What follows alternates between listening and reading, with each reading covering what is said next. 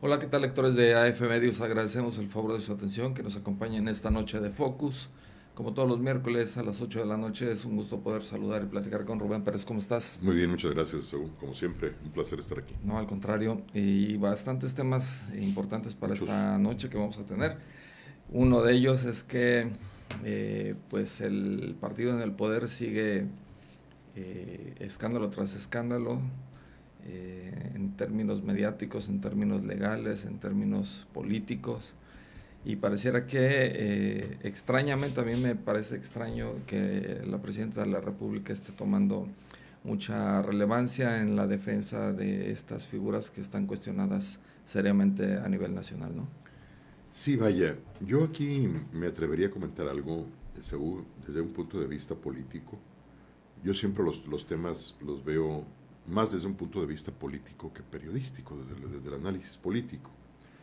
Y a mí me parece que la presidenta Sheinbaum se había anotado dos grandes éxitos personales en su gestión. Ha sido una gestión que ha sido marcada por la continuidad, por los conflictos heredados, las políticas heredadas, Sí.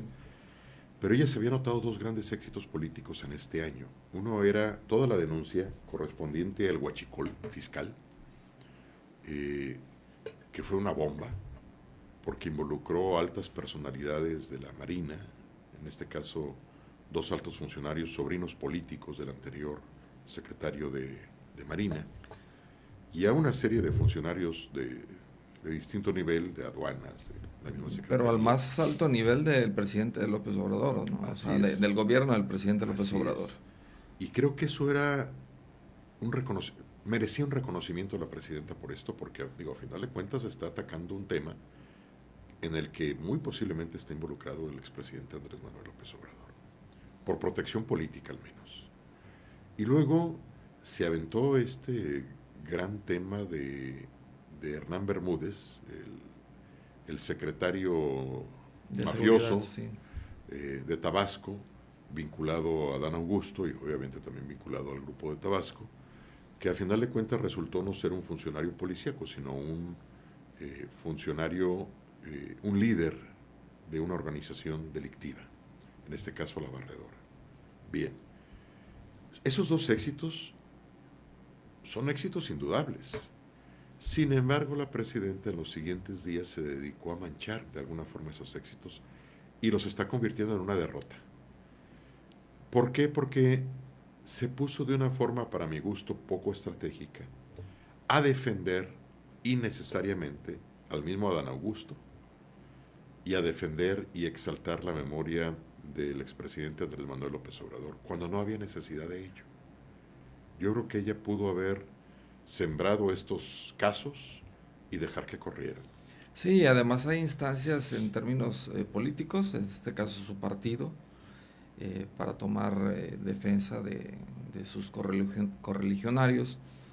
Y en el caso de exfuncionarios del presidente Andrés Manuel López Obrador, en el caso de Adán Augusto, pues también hay otros mecanismos o otras líneas para que pudieran realizar una defensa pública de estas personalidades. Pero en el caso de Adán Augusto dice, bueno, no hay pruebas contra el senador, pues que deje correr las cosas y que no tome la batuta de la defensa. Y en el caso de los hijos de Andrés Manuel, recordarás hace días que se hicieron públicos unos supuestos amparos, bueno, que los amparos existen, pero ellos señalan que no fueron tramitados por ellos mismos.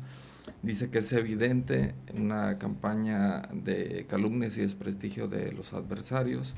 Y en el caso de Hilda Brown, diputada sancionada por Estados Unidos, señalada con presuntos vínculos con algunas células delictivas, pues también dice que es la misma actitud, ¿no? Una campaña de desprestigio y demás. Entonces, yo coincido contigo, no era necesario que la presidenta de México tomara la batuta y además se expusiera todos los días en la mañanera. Tú sabes lo complicado que es para un presidente exponerse todos los días ante el escrutinio público y sobre todo ya con tantos indicios o señalamientos a nivel nacional de correligionarios de ella con presuntos vínculos con alguna célula delictiva, ¿no? El otro día vi un programa del periodista Carlos Loret de Molas, Latinos, y este periodista agarraba fragmentos de las declaraciones de la presidenta de la mañanera y decía esto es mentira, y le demostraba por qué era mentira, con textos a la mano, Sí, porque claro. consiguió el expediente de todo el huachicol fiscal, Sí, sí, sí. etcétera. Yo creo que ella, una presidenta, no puede arriesgarse eso.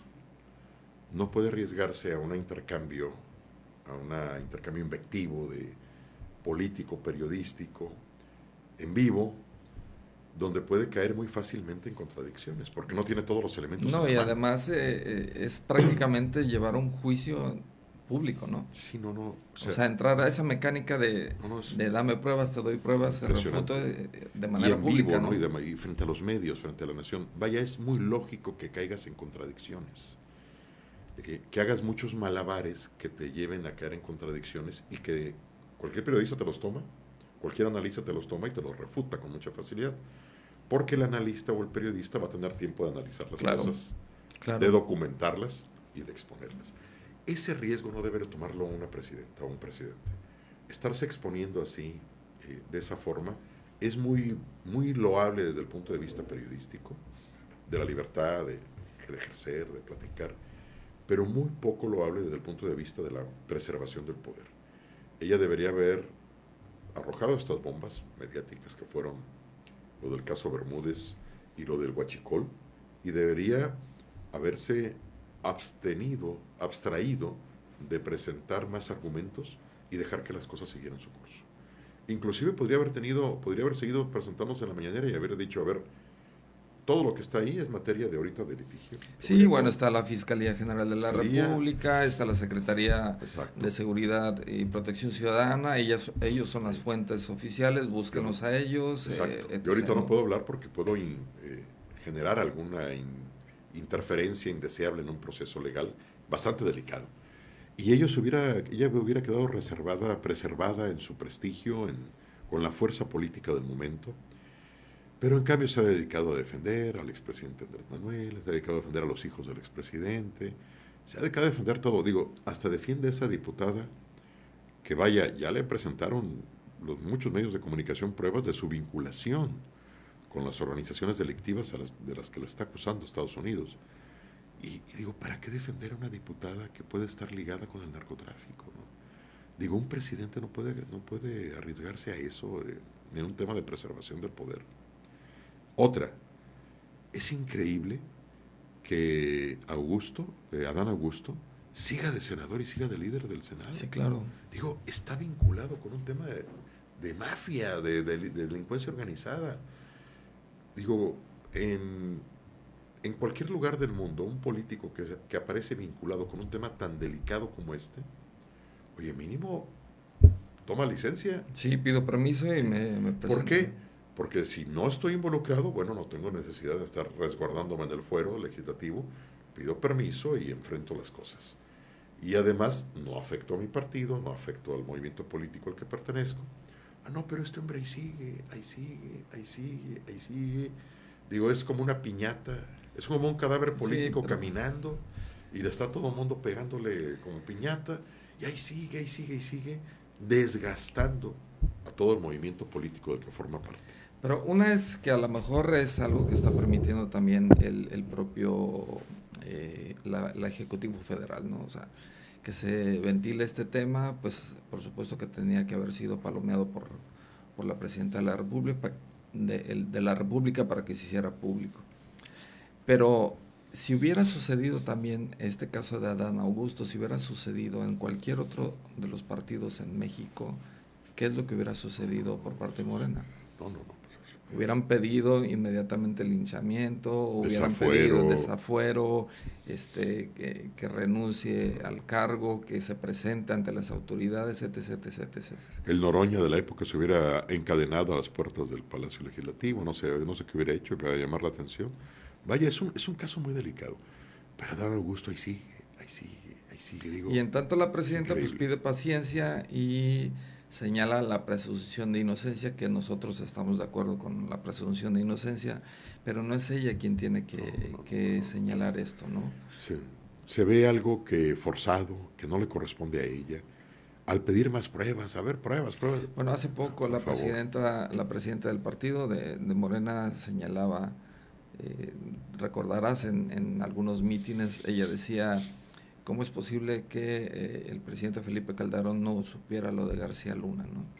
Y hace poco lo dijo, o sea, hace no tanto tiempo, y estos días estuvo circulando esa declaración que dio en aquel entonces, y empata perfectamente Con con la el circunstancia presidente, actual. con la circunstancia y con el presidente López Obrador, ¿no? Entonces, vaya situación en la que me parece desafortunado, sí, que la presidenta esté Desafortunado. estropeando su imagen con un problema que no le compete a ella dirimirlo, que están las instancias Y que correspondientes. además había acreditado un gran prestigio por presentar, arrojar No, y esto, ¿no? se había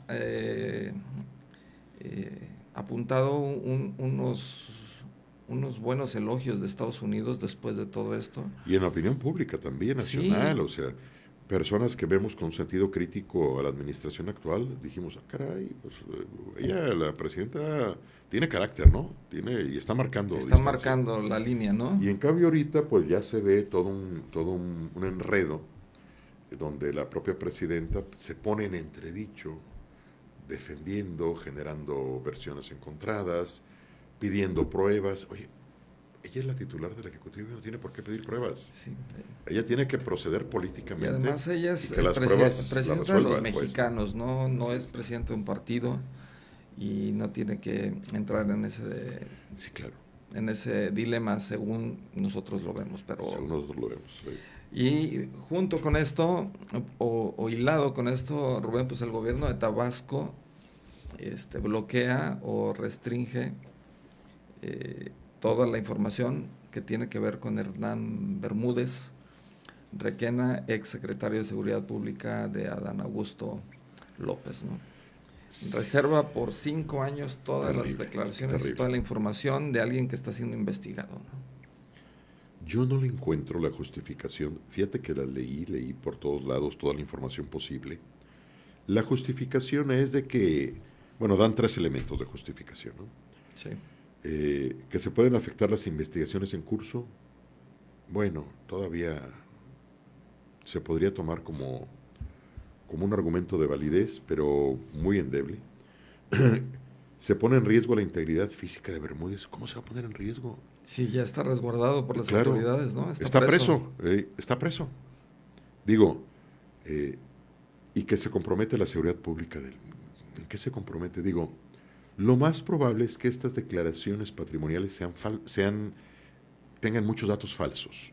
Digo, un líder de un grupo criminal no creo que haya sido muy puntilloso para cuidar su declaración patrimonial. Claro.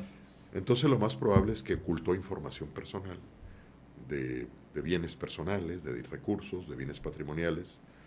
Y eso es lo que entregó. Yo creo que lo que hicieron fue tratar de tapar estas declaraciones para que no fuera evidente las mentiras que se iban a estar presentando.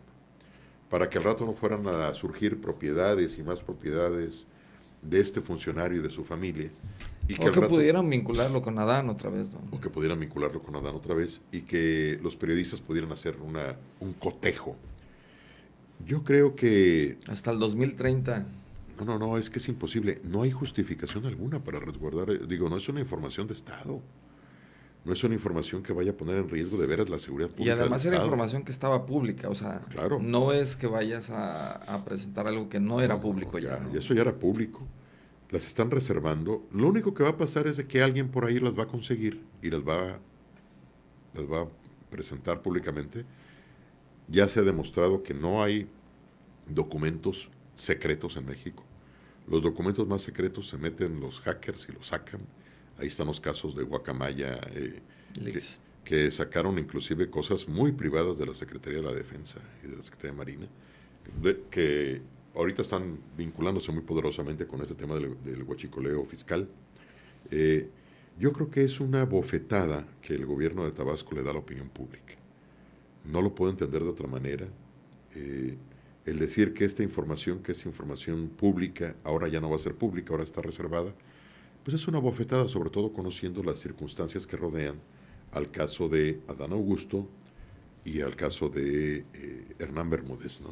Y esto no es medir con la vara distinta, ¿no, Rubén? A cuando no eran gobierno, a cuando son gobierno. Bueno, primero vimos el debilitamiento de las instituciones que tenían que ver con la transparencia, el Instituto Nacional de Transparencia y la Información Pública. Empezaron a debilitarse todos estos organismos que tenían pues reglamentos o posibilidades de presionar a los gobiernos para informar de las cosas públicas, y ahora estamos, me parece, en un momento muy crítico para la transparencia gubernamental en México, y ya lo veíamos venir, alguna vez lo mencionamos ya hace muchos programas de Focus, y parece que ahora se está cumpliendo, y es una tónica ya, ¿no? Ocultar información, Sí, claro. hacer cansada la solicitud de la ciudadanía para enterarse de las situaciones que se están ventilando a nivel nacional. Y bueno, esto también enciende las alarmas, ¿no? Sí, claro. Para la vida pública del país. Sí, y además hay casos muy recientes donde se han tratado estos temas de forma muy distinta, ¿no?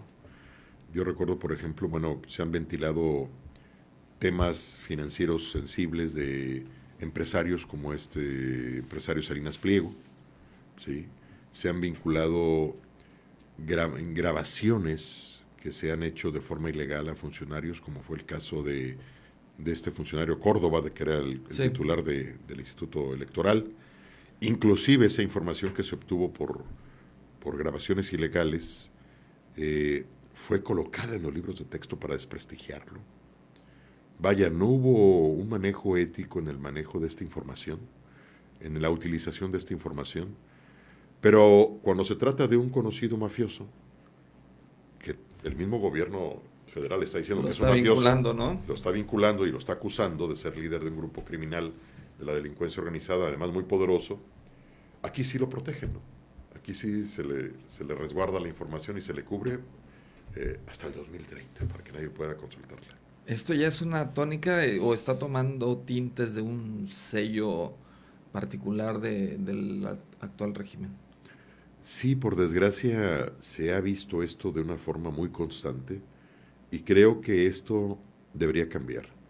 De entrada, este tipo de manejos de protección de la información, de reserva de la información, no deberían ser usados tan a diestra y siniestra. Habrá que recordar que el propio expresidente Andrés Manuel reservó una gran información de inversiones públicas. ¿Por qué razón? Bueno, pues él la sabe, ¿no? Que era seguridad nacional, por ejemplo, el Tren Maya, ¿no? Son obras públicas, ¿no? Las obras públicas deben estar sujetas al escrutinio social, al análisis crítico de la información. No, pero él las reservó y nadie puede consultarlas hasta que pasen algunos años. O sea, digo, son mecanismos que a mí me parecen muy burdos, que van en contra, como tú lo dices, de la dinámica del acceso a la información, que era una de las dinámicas en las que México estaba incorporándose en el ámbito mundial. Vamos en retroceso. Vamos en retroceso, claro. Se había avanzado mucho, ¿recuerdas? Muchísimo. Cuando menos se había permitido que instituciones públicas eh, tuvieran cierta libertad para poder ejercer presión ante los gobiernos, ¿no? Sí, claro. Y además digo, yo no era fan de los institutos de transparencia, me parece que habían caído en algunos, bueno, es otro tema, pero habían caído a mi juicio en algunas cuestiones poco precisas. Sí. Pero no cabe duda que pero estábamos... había mecanismos para la ciudadanía, ¿no? Pero estábamos se garantizaban, avanzando. ¿no? Así es, estábamos avanzando. Y ahora no estamos avanzando, estamos al revés. Entonces, bueno, pues es otra cosa. Y en esta misma tónica, Rubén, pues bueno, el tema de Pemex, ¿no? Resulta que solicitan información a Pemex para que informe sobre todo lo que se le ha enviado a Cuba desde el 2023 por medio de una filial de Pemex, que es Gasolinas del Bienestar SADCB. Y pues dice que no están obligados, Gasolinas del Bienestar, no están obligados a informar porque no son un ente público, ¿no? Bueno, es muy terrible lo que está pasando. Este es otro caso que es muy parecido, Sí. porque el acceso a la información se niega. se han difundido por muchos medios que la empresa paraestatal mexicana está apoyando a Cuba con varios millones de dólares en exportaciones de crudo. Sí. Y cuando se quiere consultar esta información para cotejarla, analizarla, se responde que no. Y esto es una leguleyada, eso es un término que me parece Leguleyo, ¿no? muy apropiado para este caso. Sí. Es cuando tú estás obligado a hacer algo, pero buscas un mecanismo para no hacerlo, que es una maña jurídica, ¿no? Y aquí la maña jurídica es, no, como las exportaciones que estamos haciendo de petróleo, no la está haciendo Pemex, la está haciendo una empresa que constituimos para hacer las exportaciones. Entonces le mandamos el petróleo a esa empresa y esa empresa es la que la manda a Cuba. Esa empresa, como no es pública, entonces no tiene obligación de presentar información. Es una leguleyada, es una barbarie, que yo creo que, digo, a mí como funcionario, exfuncionario, si yo estuviera dando ese tipo de respuestas, me daría un poco de irritación. No puede ser que estés buscando una excusa para no informar públicamente algo que es público y que es delicado. Sí, mira, en términos así generales y lo que más o menos se ha hecho público, en el 2023 se enviaron 400 millones de dólares a la isla, en 2024 600 millones y en 2025 el estimado es de 300 millones de dólares. Y por supuesto que el producto que se envía pues es de los mexicanos, es un bien público, ¿no? Que además no estamos en el caso de Saúl de una empresa muy exitosa que se puede dar el lujo de, oye, vamos a ayudar a nuestros hermanos cubanos, que yo creo que todo el mundo en México quiere a los cubanos, ¿no? Somos naciones muy afines, pero no es posible que tú tengas una empresa en quiebra que no le está reportando utilidad al desarrollo nacional, que tenemos que estar pagando subsidios cada vez más exorbitantes para hacerla funcionar. Como si no hicieran falta en México, ¿no? Claro. Y que todavía tengamos el lujo de estar en una posición de candil de la calle y oscuridad de la casa, mandándole recursos. Esa es una, y la otra es que estás apoyando directamente a una dictadura, ¿no? Además, ojo, tenemos una gran identidad con el pueblo cubano, Sí, pero claro. no con el gobierno cubano. Exactamente. O sea, el gobierno cubano es una dictadura. Eso hay que dejarlo muy claro. Y con el pueblo cubano es otra relación, otro cantar. Es otra relación. Y aquí es uno de los grandes fracasos históricos que un grupo de jóvenes idealistas, como fueron los barbudos de la Revolución Cubana, hayan tomado el poder, lo cual generó una gran expectativa en América Latina, despertó todos los afanes patrióticos de una generación, y que haya terminado en este tipo de fracaso político, en esta dictadura, que no es capaz de resolver los problemas inmediatos de su sociedad. Hay muchos problemas ahorita en Cuba bastante graves. Sí, en términos públicos o la opinión pública se ha centrado en este tema, sobre todo que Pemex está utilizando una estructura pues para burlar primero la transparencia y segunda pues es una ofensa a la inteligencia de los mexicanos, ¿no? Claro. Y además esto abre la puerta a una utilización irracional y muy poco ética de las instituciones para poder evadir la responsabilidad de informar. Imaginemos que al rato a alguien se le ocurra, pues entonces vamos a constituir una empresa para trasladarle recursos a un partido político. Como lo estamos haciendo por medio de una empresa, pues ya no tenemos obligación de informar. Vaya, se generan precedentes bastante absurdos, pero que tienen un viso realista por esta información que se nos Sí, por donde le veas esos 400 millones del 2023, esos 600 millones del 2024 y el estimado de 300 millones en el 2025 es dinero mexicano. Así es, no hay de otra. Y otro tema que también ya empezó a sonar es la propuesta de la diputada Lucero Higareda de Morena, que presentó una iniciativa para reformar la ley del trabajo con el fin de garantizar el derecho a las guarderías para hijos de trabajadores, y esta carga sería directamente para las empresas, ¿no? Recordemos, antes de que llegara el presidente López Obrador, había guarderías, estancias infantiles. El gobierno del presidente López Obrador lo eliminó y ahora le están cuestionando esta propuesta, pues que ahora la carga de prestar ese servicio o dar este derecho de guarderías, pues se lo están endilgando a las empresas, o se la estarían endilgando a las empresas en lugar de que el gobierno lo brinde como se hacía anteriormente, ¿no? Digo, no sé si tú recuerdas y nuestro público podrá recordar, pero el programa de estancias infantiles era bastante exitoso. Exitoso. O sea, funcionaba muy bien y era sostenido con recursos públicos. Eh, las estancias infantiles permitían que las madres trabajadoras tuvieran un lugar supervisado por la... Eran guarderías privadas, pero subsidiadas. Pero eran estrictamente vigiladas por el Sí, IMSS. muy vigiladas en términos de salud y de atención a niños, etcétera. Y entonces las madres trabajadoras tenían un gran respiro. Yo no entiendo la obsesión, bueno, no entiendo muchas cosas del expresidente Andrés Manuel, pero nunca entendí cómo destruyó algunas cosas que funcionaban bien, entre ellas este programa de estancias infantiles. Inclusive dijo que argumentó corrupción y dijo una tontería por esa época, dijo que las abuelitas eran las que deberían cuidar a los niños, ¿no? Lo cual por eso es un absurdo. Sí, que si había abuelitas, ¿para qué ¿Para había qué? guarderías, no? O sea, Y bueno, ahora ya se quiere que se regresen estas guarderías, pero ahora le adjudican la responsabilidad a las empresas. Las empresas, si bien creo que deben ser solidarias con los temas sociales como este tipo, en este caso estarían cargando con una erogación de recursos sí. extraordinaria que no creo que sea lo más favorable para impulsar el crecimiento y el desarrollo económico. Sí, no, es una medida que, bueno, fue bastante discutida, incluso hubo protestas a nivel nacional cuando se eliminaron estas guarderías. Hay que señalar que es una propuesta, ¿no? Y es una propuesta que tiene que ser, en su momento, si es aprobada, pues tiene que ser supervisada otra vez por el IMSS. Sin embargo, al parecer aquí el gobierno de la República no tendría que poner recursos y todo estaría costeado por las propias empresas. No podemos hacer eso, Esaú, porque entonces cada ocurrencia que tengamos va a ser cargada a las empresas hasta que las destruyamos. Al rato yo soy diputado y al rato voy a presentar una propuesta para que se les den recursos adicionales a las madres trabajadoras. Un 20% extra de salario. Y que lo paguen las empresas.